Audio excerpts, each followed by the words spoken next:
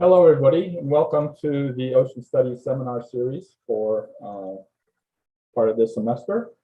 And it is my pleasure to introduce Dr. Amy Baco-Taylor, who joins us from Florida State University. Dr. Baco-Taylor obtained her Bachelor's of Science degree in Marine Biology and Molecular Biology from Florida Institute of Technology. And that is where I originally met her, because she asked me a question one day after a seminar, and it was, do you know anything about whale falls? And I told her, I have no idea what you're talking about. And so a few days later, I looked it up, and there's this whole new field that was coming up at the time, this is the early 90s, about whale falls biology ecology. Well, she went on to University of Hawaii to work with Craig Smith, who does work on whale falls, and she got her PhD in oceanography from University of Hawaii. And then she went on to do her postdoctoral degree from Woods Hole, where she started looking at deep sea coral biology and ecology.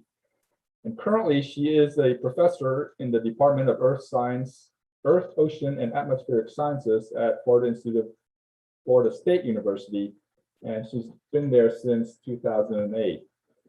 She's well published, over 90 plus research papers, and she's done anywhere from 40 to 45 cruises, and half of those cruises involve herself being in submersibles, going down and actually seeing what we only get to see on TV.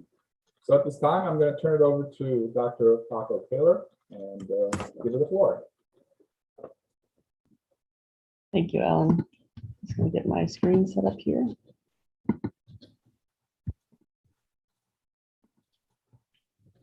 Can you see the slides now? Okay. That looks great.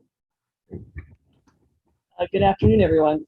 Today, I would like to introduce you to some of my research with a specific focus on exploration of deep sea coral communities on seamounts in the North Pacific, focusing on results from an NSF-funded project on trawling impacts and recovery. Give you a brief outline of my talk. I will begin by introducing you to seamounts and deep sea corals and explain my research interest in them. Then I will give you the theoretical background to our recent NSF project by discussing disturbance and recovery in the deep sea with results of that study, and then focus the results more related to VMEs and SAI regulation in the North Pacific, so a little bit on the policy side. Then talk to you about one particularly exciting discovery on that project and our current grant to learn more about that discovery. And then I will wrap up with some conclusions. Seamounts are mountains that rise from the seafloor. The strict geological definition of a seamount is any feature that rises at least 1,000 meters from the surrounding seafloor. Most are volcanic in origin. Seamounts are distributed throughout the world's oceans. This map shows the locations of about 14,000, which were compiled using satellite imagery. At least some seamounts are thought to be very isolated. They represent benthic habitat in otherwise pelagic realms. In addition to the physical isolation of distance, seamounts may also be isolated by specialized currents called Taylor columns or Taylor caps. These currents may serve to isolate larvae over the seamount. And on at least one seamount in the North Pacific, Parker and Tunnicliffe found a much higher occurrence of fauna with limited dispersal abilities than in slope fauna at the same depth and latitude. Not surprisingly, several groups of seamounts have been found to have high levels of endemism, as high as 32% of the total fauna at some South Pacific sites. The potential isolation of seamounts makes them fascinating natural laboratories. They are the closest thing we are going to find to a marine island to be able to use, like evolutionary biologists and ecologists have used oceanic islands to study questions of island biogeography, speciation, adaptive radiation, and population connectivity. They also make ideal experimental units to understand large-scale disturbance in the marine environment. I'm going to make a little jump here and talk to you about a few things you probably never knew about corals. First, the term coral refers to a group of fairly unrelated taxa in the Cnidarian classes Anthozoa and Hydrozoa. Corals occur from the Arctic to the Antarctic and from depths of 0 to at least 6,000 meters. In fact, cold and deep water scleractinians, which are the ones that form reefs, are actually more diverse in cold and deep water than they are in shallow tropical seas. And most importantly for this talk, corals are also very abundant and diverse on seamounts. In fact, corals are not only abundant on seamounts, they are actually the most diverse invertebrate group on seamounts. They dominate in abundance and biomass and act as a habitat for a diverse invertebrate fauna. Thus, deep sea corals can be considered model organisms for seamount studies. Deep sea corals can occur in quite high densities.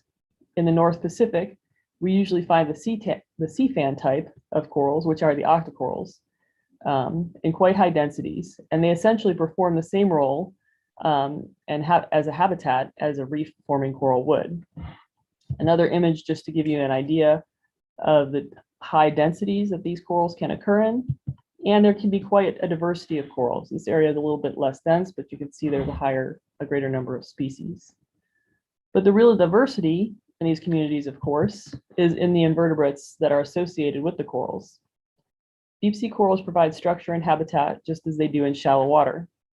And so there are many associated invertebrate species. These are just a few example images. You usually have to zoom in on the corals to be able to see these associated taxa. Corals have also been shown to act as a nursery ground for fishery species. Besides being of general scientific interest, seamounts and deep sea corals are also highly threatened by human impacts. Potential isolation of at least some seamounts suggests that they will be very vulnerable to anthropogenic impacts and slow to recover from such impacts. Seamounts are currently under threat in the central and western Pacific due to a resurging interest in cobalt-rich manganese crust mining, which would remove the tops of several seamounts. A more global threat to seamount fauna, though, are trawl fisheries. A review by Clark et al. Estimates that as of 2007, catches from trawl gear alone on seamounts exceed 2 million tons. The fisheries for all of these seamount species surge and rapidly crash, indicating that they are not sustainable. More significantly, the trawl fisheries and bottom longline fisheries are extremely destructive to benthic habitats. For example, one study of Tasmanian seamounts, which compared fished and unfished seamounts, found that heavily fished seamounts had 95% bare rock versus just 10% on unfished seamounts. And both biomass and species richness were substantially lower on the fished seamounts compared to the unfished seamounts. With this background, brings me to our recent NSF project, which is titled Recovery of Seamount Precious Coral Beds from Heavy Trawl Disturbance.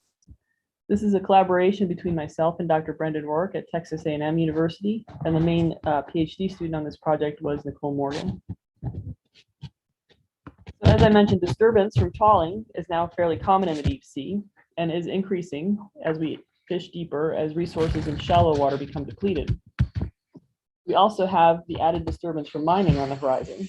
So it is important to understand how deep sea species will respond to disturbance. However, there has been almost no research on disturbance in the deep sea hard substrate habitats. There is, however, a theoretical framework to work within. Building on shallow water studies, Listener et al. 1991 created a framework for recovery in deep sea ecosystems based on patch sizes for small disturbances versus large disturbances and the recruitment probability for different sources of migrants. Small disturbances are more likely to experience local recruitment from larvae and adults into the patch, and therefore will recover more quickly. Large-scale disturbances are more likely, the recruits are more likely to have to come from further afield with very little adult migration, and so you have to wait for long-distance dispersal events, and so it will be a longer process. Trawling clearly falls into this larger patch category.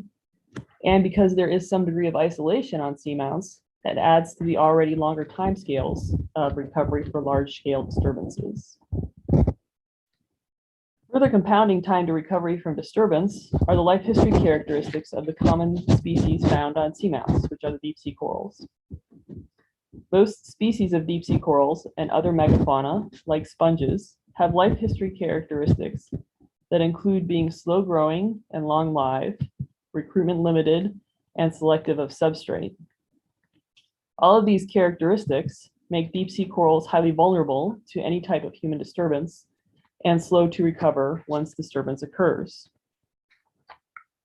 So this combination of the scale of the disturbance, the hypothesized isolation of seamounts, and the life history characteristics of the dominant species have led scientists and managers to hypothesize that seamount and deep sea coral communities will take decades to centuries to recover, if they can recover at all, from human impacts.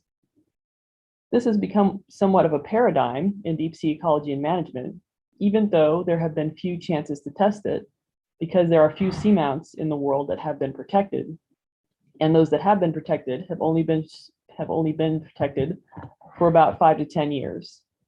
And those sites have been studied after 5 to 10 years, and the results are consistent with this paradigm that there would be no recovery.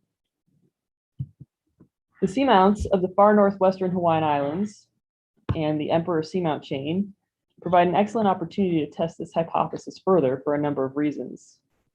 This figure from Clark et al. Shows the cumulative fisheries biomass collection on seamounts. The yellow circles are proportional to the amount of biomass removed. It shows that the largest circles here in the northwestern Hawaiian Islands and the Emperor Seamounts, that they've had some of the largest seamount fisheries takes in the world. Out of the 2.2 million metric tons of fishes that have been removed from seamounts, 36% of that was just pelagic armorhead that was removed from these sites in 1968 to 1982. And there was an additional 80,000 tons of Barrick splendens that were removed. So this region is heavily impacted by fish fisheries, but also in the same region, in the same time period and the same depth range from 1965 to the crash of the fishery in the 1980s, 50 to 70% of the global annual catch of precious corals in the octocoral family Coralliidae also came from these same sites in the Northwest Hawaiian Islands and Emperor Seamount chain. Thus, these sites have the heaviest known impacts, bottom contact gear impacts, of any seamounts in the world, both in terms of fish biomass removed and sessile invertebrate biomass that is removed. For reference of where this was happening, this map is zoomed in on the far end of the northwestern Hawaiian Islands. This is the bend where the Emperor Seamount chain starts. Trawling went down to about bank 8, which is shown here, or denoted here with the red line. And the focus of the coral fishery was in the main Hawaiian Islands and the seamounts up here closer to the bend. In 1977, the US established its EEZ, and from that point on, this section of trawl, this middle section of once trawled seamounts became protected, and thus they've had almost 40 years to recover. This allows for a unique experimental design with 3 treatment types. Sites which we so far, as far as we know, have never been trawled. Sites from bank 8 out to the Hancock seamounts, which have been protected for nearly 40 years. And those outside of the US EEZ that are still actively trawled. With the overarching hypothesis of no recovery, then, this region of the Northwest Hawaiian Islands and the Emperor Seamount chain allows us to address the specific questions of how long does recovery really take, and do sites recover to the same communities or to a different community? To address these questions, we had a multi-part project, the results of which I'm showing today are primarily from the first part. In 2014 and 2015, we used the AUV Sentry to survey large areas of each of 3 seamounts in each of our three treatment types. We did 2 to 3 dives on each seamount. The Sentry flies about 5 meters above the bottom and has a down-looking camera. And we used it to conduct replicate transects across depth and sides of the seamount at 50-meter depth intervals from 200 to 700 meters. To show you this visually, Using the Sentry, we surveyed multiple sides of each seamount. And within each side, our survey design included replicate transects of 1,000 meters length at the same depths on 3 sides of each of 10 seamounts. We chose to start with Sentry surveys because only one of these seamounts had been previously explored. And so this work was almost entirely exploratory, and an AUV can cover a larger area than HOVs or ROVs. The second phase of this project was to look at the AUV data to determine where high concentrations of fauna were found, especially precious corals, and return to those areas with submersibles for further imaging and sampling. This included replicate 500-meter long transects at depths of 400, 500, and 600 meters. So what did we find? I'll just quickly flash up the map again to remind you of our experimental design. We had three treatment types with 3 to 4 seamounts within each treatment, still trawled, recovering, and never trawled. We have explored enough of the seamounts of the Northwest Hawaiian Islands in the 200 to 700 meter depth range to have a good idea of what unimpacted sites look like. And besides images I've already been showing, I'll show some quick images here of the densities of octocorals and gold corals, and this image is actually scleractinian corals. And these are from the never trawled sites taken with a sub. And these high density beds are known from several locations throughout the archipelago. Contrast this is what a normal deep sea coral bed looks like. Contrast this with what we found in the still trawled seamounts, which were many images like this one, which I've been using as the background slide for this part of my talk. Large areas of barren hard substrate with lots of scarring from bottom contact gear. We saw this at sites which were still trawled, and also on recovering sites we could often still see the trawl marks. On the still trawled sites, we had a range of, per transect, 9 to 85% of images with the AUV had evidence of bottom contact gear. And on recovering seamounts, we could still see the gear scars in many of the images, 0 to 19% of the images per AUV dive. We also observed images like this one. This is an area that is the remains of a deep sea coral community with just a few scattered live polyps mixed among the rubble. And images like this one, we observed many areas with coral stumps from large octocorals. This is actually from a gold coral. A little bit hard to image because it's zoomed in, but you get the idea that that's the base of a coral. And then in addition, on both the still trawled and recovering seamounts, there were observations of lost fishing gear, like the one shown here, including nets and lines and other pieces of fishing equipment. And here's another lost net as an example. So that is basically what we expected to find in heavily impacted areas. Heavy disturbance and evidence of that impact. And we fully expected there to be no recovery because that's what previous studies have found. That's what the life history suggests. That's what the ecology of seamounts suggests. That's what the paradigm is in the field. What we didn't expect, though, was that we found on the protected seamounts were images like this one. You can still faintly see the trawl marks here, but if you look a little closer, you can see there's all these little things that actually turned out to be small coral colonies. And this is those were views with the AUV, which is down looking, and this is a forward looking view with the sub. So it's a little bit different of an angle. You can't see the trawl lines as well, but you can see the animals better with the sub. And so this sure looks like there are some corals growing there and some type of recovery is happening. Further signs come from images like this one.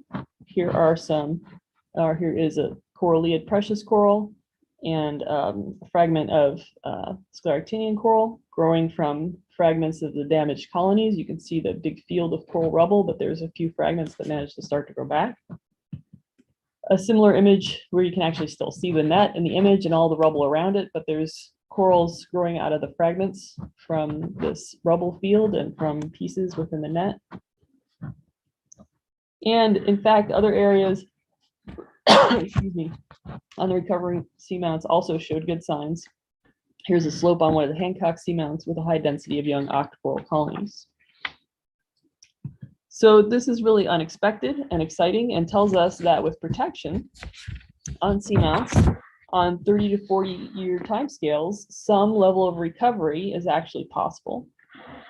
Not only did we see signs of recovery on the protected seamounts, though, we also saw some signs of recovery or possibly remnant populations on the sites that are still trawled. So these are the actively trawled. Those were the ones I was just showing were the recovering sites. These next few images are on the still trawled sites. So this is a patch of a young primnoid octocoral in the genus Thuarella growing on Tiamu, and you can tell that the fishers folk have been here from the debris. Another area on Tiamu where the Thuarella are a bit older. On Yuryaku, one of the heaviest trawled seamounts per unit area. Here's an area with mature colonies of primnoids and bamboo corals. This could be maybe a remnant population. Or if it's not a remnant populations, these are particularly fast-growing species. And on Yuryaku, mixed in with these, were occasional small colonies of coralliids. So here, this tiny little pink coral down here is a coralliid octocoral. On Koko, we also saw signs of remnant or recovering populations. This is an area with a decent density of corals. They're relatively small in size. Maybe they are recovering. Also found areas on Koko with fairly high densities of sponges. Another shot showing small scleractinian bushes with some larger primnoid octocorals. And one last example image on Koko with some larger primnoids. Many of these corals have epifauna on them. This, you can obviously see the fishing line in there, but either this site, these are fast growing species again, or the impacts weren't as great to this area. If you zoom in on some of these remnant or recovering areas, many of them have,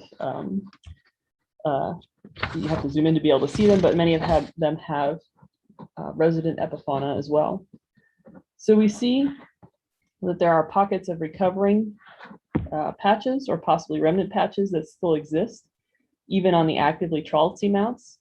And so if there are any kind of pockets like this, that means that they have the potential to be local sources of recruitment for the trawled patches on those same seamounts. So this is kind of encouraging news. So these images tell a great story, but to be able to publish this story, you need quantitative data.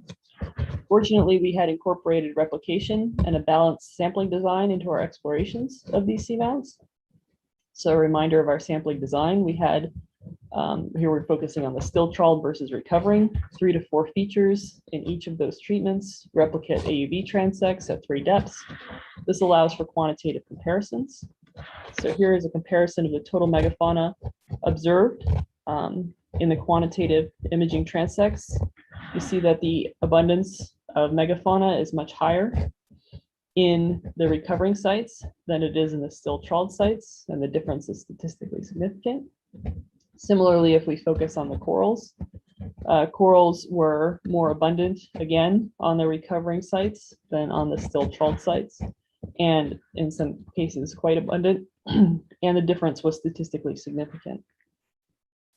So in conclusion from this study, sites in the Northwest Hawaiian Islands and Emperor Seamount chain have experienced significant disturbance from trawling. A couple of the still trawled sites still have areas of corals.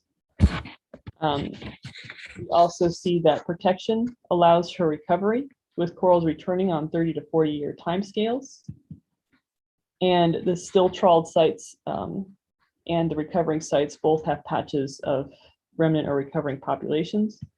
And I didn't get into the details on this, but primnoid octocorals, wire corals, and soft corals seem to be the fastest of the groups to recover.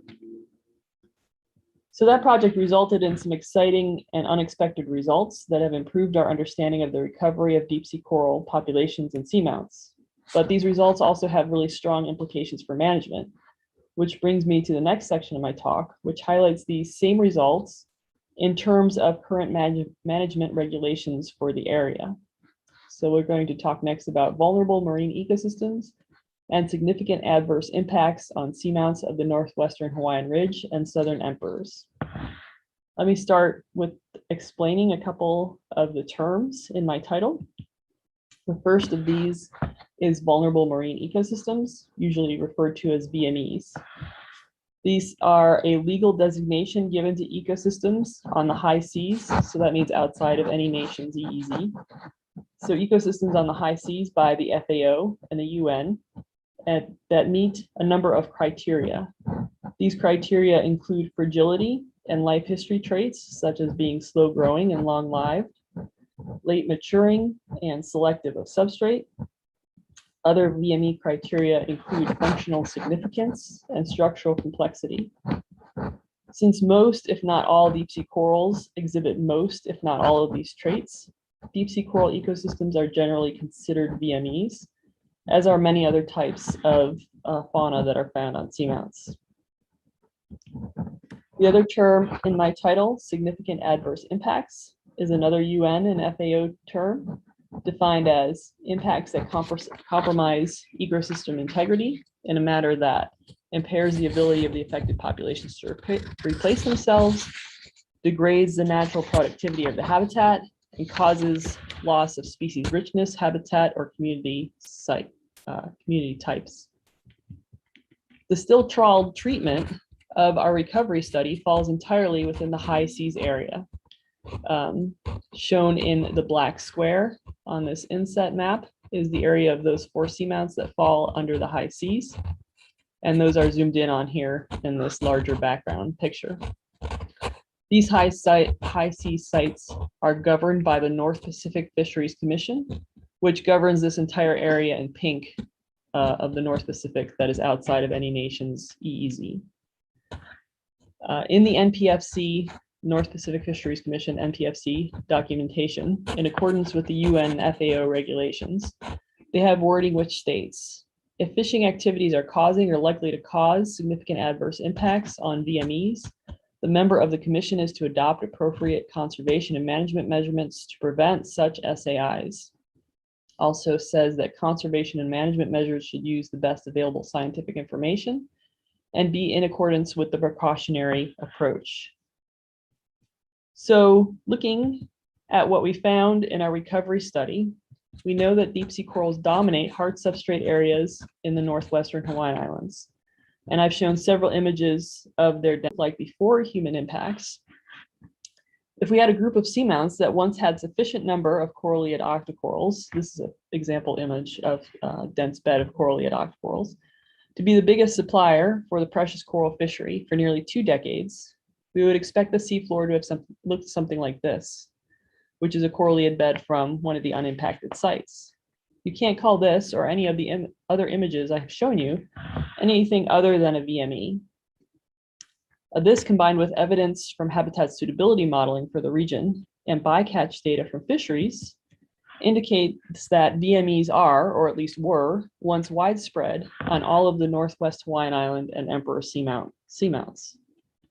And now those same seamounts look like this, and like this, and like this, and like this. How can you call this anything other than an SAI? So we draw the conclusion that SAIs have occurred and are continuing to occur on these high seamount sites. We also see from the previous section of this presentation that some recovery is possible. And here's another example image. You can see the trawl mark lines going through and these small corals growing back. So we see that recovery is possible. So following the UNGA regulations and the NPFC regulations, and based on the precautionary approach, the Hawaiian and Emperor seamounts should be closed to all bottom contact fishing until fishing gear can be improved to not impact the seafloor. Additionally, because VMEs are widespread, because recovery is possible, and because those remnant populations are likely to be important in the recovery process, it should be a full closure of these seamounts rather than a freeze the footprint style closure. So besides this very exciting discovery of recovery on seamounts, which we really didn't expect, we also had another exciting discovery that came about as part of this research. And that is related to the discovery of scleractinian reefs on sites in the North Pacific. My collaborators on this publication include co-PI Brendan Rourke, and then collaborators Nicole Morgan, Mauricio Silva, Catherine Schamberger, and Kelsey Miller. As I've been showing you, coral communities in the North Pacific for about the 20 years that I've been studying them all look like this. Primarily sea fan type octocorals. They do not form reefs. Even when you see scleractinians, they're more likely to be in a sea fan morphology rather than a reef forming morphology. And they're all there and performing the same functional role as they would be if you had a reef habitat, but there's nothing that looks like a reef or any type of reef location. And on a global basis, deep sea coral reefs are very common in the North Atlantic. This is a map of Lopelia distributions. This is one of the two main reef forming genera, concentrated really in the Atlantic, especially the North Atlantic, also here in the Gulf of Mexico, not really present in the Pacific. A second genus of reef forming scleractinians is abundant in the Atlantic, but really goes crazy forming reefs in the South Pacific around Australia and New Zealand. Again, not really present in the North Pacific. So why are there not reefs in the deep North Pacific? We've done a decent amount of exploration. We're mainly finding octocorals. Why haven't we found reefs in this area? One of the reasons that has been put forth to explain there being no reefs in the North Pacific is that the chemistry of the North Pacific with respect to calcium carbonate, the mineral that corals use to make their skeletons, is not favorable for reef formation. This diagram shows the depth of the aragonite saturation horizon. Aragonite is the form of calcium carbonate used by scleractinians. The warmer colors indicate a deeper depth of the aragonite saturation horizon. The colder colors indicate a shallower depth. Below this aragonite saturation depth, coral should have a hard time making their skeleton and therefore a harder time making reef. So you wouldn't expect to have reefs. And you'll notice from looking at this diagram that the depth of the aragonite saturation horizon is much shallower in the North Pacific than it is in the North Atlantic or in the South Pacific. So not only is it hard to make a skeleton in the North Pacific, but there are also really high carbonate dissolution rates. On the x-axis here is calcium carbonate dissolution rate. On the y-axis is depth. And each of these different colored lines is from a different region of the world's oceans. The North Pacific is shown in dark blue, and you see that, oops, wrong way. You see that it has some of the highest values of dissolution, and those values for high dissolution rates fall right in the 400 to 600 meter depth range. So it's both harder to make skeleton in the North Pacific, and if you do manage to do it, it certainly would dissolve before it could accumulate to form a reef. So these expectations and observations led Guinot et al. In 2006 to hypothesize that the formation of reefs in the North Pacific was unlikely, if not impossible. And everything we had observed so far fit these expectations. Then in 2014 and 2015, we were surveying the 10 seamounts in the Northwest Hawaiian Islands and Emperor Seamounts, the part of the project I just told you about, using the AUV Sentry. Remember, we were surveying large areas of each of 10 seamounts with the AUV. And what did we find? But images like this, which is a scleractinian reef. And not just, we didn't just find this on one site, but we found it on 6 of the 10 features. And in some of these features, the extent of the reefs were quite extensive. This is an AUV image, so it's taken from kind of far away. And this is an image taken with the submersible. So not only is there reef where there's not supposed to be chemically possible, but it seems to be pretty happy in some areas. And it's also, like reefs in shallow water, is clearly hosting a lot of different species. Here we see rockfish. We also see urchins, crinoids, other cnidarians. There's another urchin down here. So they're playing an important role as habitat, just like they do in other regions of the world's oceans. This figure shows the depth distribution of the reefs we observed based on the AUV images, with longitude here on the x-axis and depth on the y-axis. And these reefs covered a depth range of about 500 to 750 meters, which you will recall from the previous diagram is right in that range where there's the highest dissolution rates. The other interesting thing to note in this diagram is that if you look at the trend of depth, they actually tend to also get shallower. The reef sites tend to get shallower to the northwest. So we knew that corals were not supposed to be here based on what we knew about the ASH depth, the aragonite saturation horizon depth. And we happened to be collecting water samples for carbonate chemistry anyway for the project. So we compared where the reefs were occurring to the ASH depth. This diagram shows the aragonite saturation state across the longitudes of our study sites. And the black squares indicate where the ASH equals 1 at each of our study sites. And that is basically the line below which there should not be any reef formation because the conditions are not favorable for the reef to form. And you'll notice these white triangles with the error bars are the mean depth and standard deviation for the sites where our reefs were found. We were quite surprised to discover that 3 of our 6 sites, and we now have a fourth site that's below the ASH depth on their feature. And in fact, the aragonite saturation state at the locations of these reefs were as low as 0.71.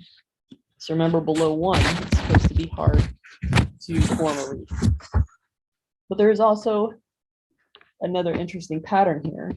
The current dogma is that the aragonite saturation horizon is a pretty strong control on the distribution of scleractinian reefs. If that were the case, the size not falling below the ASH, we would expect of the distribution of the sites to parallel the ASH. Remember, the black line is about where the ASH is. So it gets deeper as we move to the northwest. We would expect the reefs to get deeper moving to the northwest, but they don't. They get shallower. So it's the opposite pattern. So this strongly suggests that something else is controlling the distribution of these corals other than carbonate chemistry.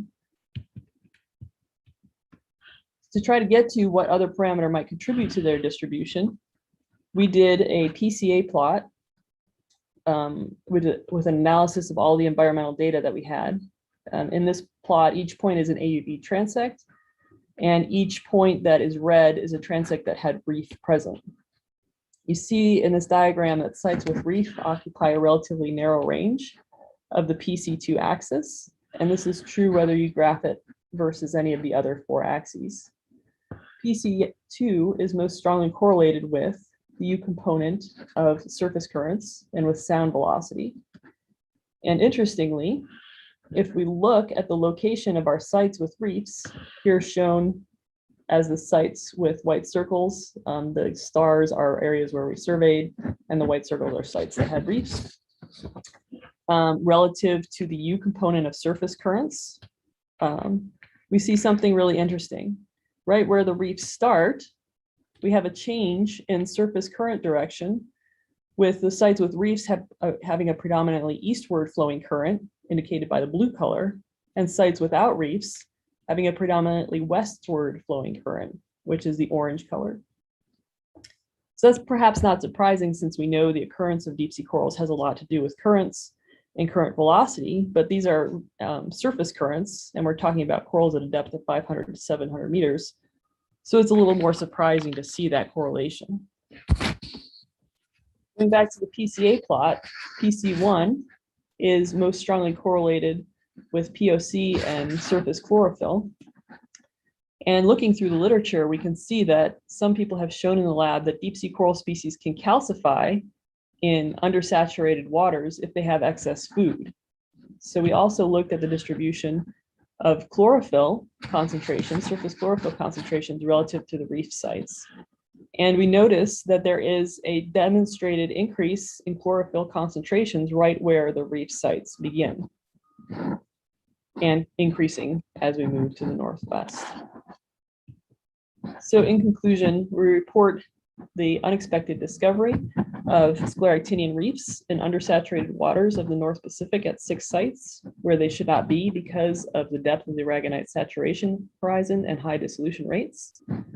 And not only is their occurrence surprising, but even more unexpected is that the distribution gets shallower moving to the northwest along the chain, while the ASH is getting deeper moving in that same direction. This suggests that a factor other than the ASH depth is affecting their distribution.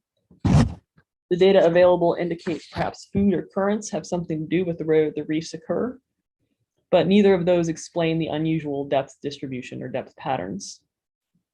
An important thing to point out from this too is that all of this project through NSF was hypothesis-driven research, and it can still lead to exciting discoveries, such as what we have shown here.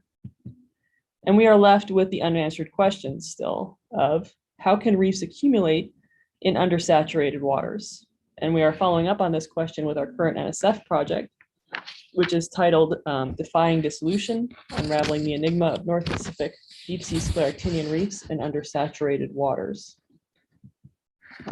And the same group of PIs, and I have a little bit more on that, but I think I'll stop here because I'm almost out of time.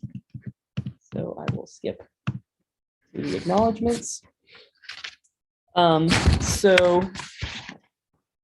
Just want to acknowledge NSF funding to myself and collaborator Brendan Rourke. We had permits from the Papahanaumokuakea Marine National Monument for our work that fell within the monument. Also thank the crews of the ships and the Sentry and the Pisces teams. There are a number of students who were involved in this research, and policy aspects benefited from discussions with Matt Gianni and Ashley Rowden. And I'd be happy to take any questions. Thank you, Amy. I'm clapping on behalf of over 60 people. So students and faculty, you can put your questions in the chat and then I'm going to relay them to Amy. So we already have one from Dimitri, and he's asking, are there any differences between the respective lifespans of SPS or LPS macro or microfauna that have been more prominent than others around the seamounts? And how do hydrothermal vents around the seamounts affect the lifespans and biological processes of these fauna? There's a lot to that question. So can you say the first half of it again? Yeah. Okay. Are there any differences between the respective lifespans of SPS or LPS macro or microfauna that have been more prominent than others around the seamounts? Okay. Most of the work that we've been doing is on megafaunal size organisms, so I'm not sure I know the answer to that question. Generally, macrofauna and microfauna have shorter lifespans. They're shorter, smaller body size and faster generation times. Most of the megafauna is really long-lived. The coral in the picture there that I have up right now, some of those have been measured to live for thousands of years. So they're going to take them a lot longer to recover from disturbance than probably the macrofauna or microfauna would. Okay, thank you. And then the second part was, how do hydrothermal vents around the seamounts affect the lifespans and biological processes of these fauna? Okay, so none of these are all really old seamounts, so they don't have any active hydrothermal vents on them. But in other locations, generally the corals don't grow very close to the hydrothermal vents themselves because the fluids coming out are toxic. You have to have special adaptations to live near the vents. But after the chimneys go dormant, like the hydrothermal fluids stop coming out of them, the corals really like to colonize the old chimneys because they pick them up into higher current flows, and the abrupt topography really increases, the flow and therefore food availability for the organisms. Okay, thank you. Mm-hmm. Okay, I'm accepting other questions, but okay, Ben has one. How does the long recovery time of deep sea corals compare to other long-lived benthic organisms like glass sponges? So it's probably pretty comparable. So there are also a lot of sponges in these areas, but sponges are really hard to age. I think there's only recently been somebody figured out finally how to age them. But I expect it would also be really long for sponges as well. I don't know how well sponges are able to regrow from fragments either. I think here that the fragments are really helping with recovery in some of the locations. Thank you. There's no others. I'm going to ask one while we're waiting for more. Can you describe a little bit your project that's coming up, and is it going to involve any lab-based components to look at the impacts of some of the things that the previous research pointed to? Yeah, I actually have a couple slides on that. I skipped them because I was running out of time, but I can put that up since you asked, right? Yes. Let's see here. So we figure the reason they're there, there's sort of three different potential explanations. One is that there's something weird about the corals. They have just fundamentally different biology and biochemistry that allows them to survive in these different carbonate conditions. The other is that the chemistry is different, local to the corals, like somehow they're modifying the environment that's allowing them to calcify. And the last one is that the aragonite saturation horizon has gotten shallower since it first formed, since the reefs first formed due to ocean acidification. And so we actually have some data on the ASH depth through time. And the oldest data are the orange dots, and the newest data from our cruise are the green squares. And so the orange dots are from the 1990s, and the green are from our 2014 and 15 cruises. And they show that the aragonite saturation horizon has shoaled about 50 meters in this area. And there's actually literature data that suggests it may be have shoaled even more than that. So we think that our primary hypothesis is that the aragonite saturation horizon has shoaled since they formed. But that doesn't necessarily explain everything, because you still see that the depth distribution is not parallel the ASH depth, right? So if that were really the case, you would expect it would be more of a parallel line. Right. So we had a cruise that we just finished, and we have another cruise next year. And the components of those cruises to address that hypothesis are collecting water samples for carbonate chemistry. We've put down carbonate blocks to look at dissolution rates. One of the co-PIs is looking at boron isotopes, because you can look at prior carbonate chemistry using those, so the skeletons. And then we're also getting a better idea of the distributions, the full depth range and horizontal distributions of the corals, and using that in habitat suitability modeling in combination with the other data that we're getting to try to figure out the full extent of where they could occur. And then we also have an education and outreach component to that. So there is fieldwork and laboratory experiments and also modeling projects going on. Wow, that's pretty cool. Okay, we have some more. So I just want to acknowledge it's 3:50. So students who have commitments can go with no penalty. But Amy, do you have a few minutes to just answer the remaining questions? Yeah, I have a few minutes. Okay. Let's see. Jocelyn asked, does DSC ever colonize manganese-rich seafloor pavements and nodules? Yes, so actually a lot of these sites are manganese crust coated, and much of the Hawaiian archipelago is actually cobalt-rich manganese crust in the areas to the south of the Hawaiian archipelago, and they colonize that as well. All right. Stephen is asking, what is the economic value of the bottom fisheries in your study site, and how much resistance is there to your conservation recommendation? I don't know the exact economic value of it, but there is still active fishing going on by 2 or 3 countries in the area. One of my students actually just published a paper last year that there's like publicly available satellite data now for where fishing ships go. And so we use that to map the fishing footprint of the ships that are fishing on these seamounts. And also all the other kinds of fishing that are happening in the North Pacific. And we figured out that there is only less or about 1% of the total fishing hours that are spent in the North Pacific are spent on trawl fisheries. And I've been going to the NPFC meetings, presenting these same data over and over again, trying to convince them to close the sites. And at the last meeting, we were told there was only one ship that was still fishing. And even with that, because the fish aren't there, the fisheries have crashed multiple times and they're still fishing anyway. So they're down to one ship, and they still won't ban trawling on those seamounts, even with only one ship, and all of this evidence that shows that it's damaging and there's stuff there to protect. Wow. Yeah. That's pretty wild. just a couple others because I don't want to take up too much of your time. Kyle is asking, since corals can clone themselves and butt off of one another, doesn't that mean that areas with only a few corals left could still recover?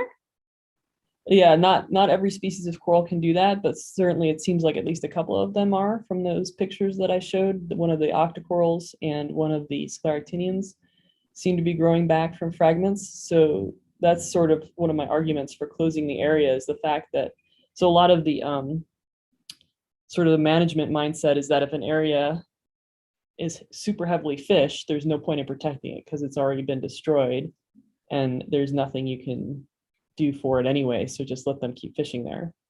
But this work shows, I mean, these are some of the most heavily fished seamounts ever in the world, and there's still remnant populations and recovering populations on them. So if they can regrow back, either from fragments or if there's enough individuals left for a reproductively viable population, those are going to be the most important populations for recovery. So it's even more important to protect it while there's still something there to help those sites. So makes sense. Sarah asks, are there any other areas that you predict may have reef building corals in the Pacific now that you have found them? That's one of the questions of our project with the habitat suitability modeling, is to figure out, you know, we're getting as fine a scale resolution environmental data on all the sites where they are as we can to figure out what their habitat preferences are. And then we want to map where else in the Pacific they might be. So that's a big component of the project right now. Okay, this is a big question. How did you become interested in this kind of work? Well, I'm interested in processes of connectivity and somewhat of speciation in the deep sea.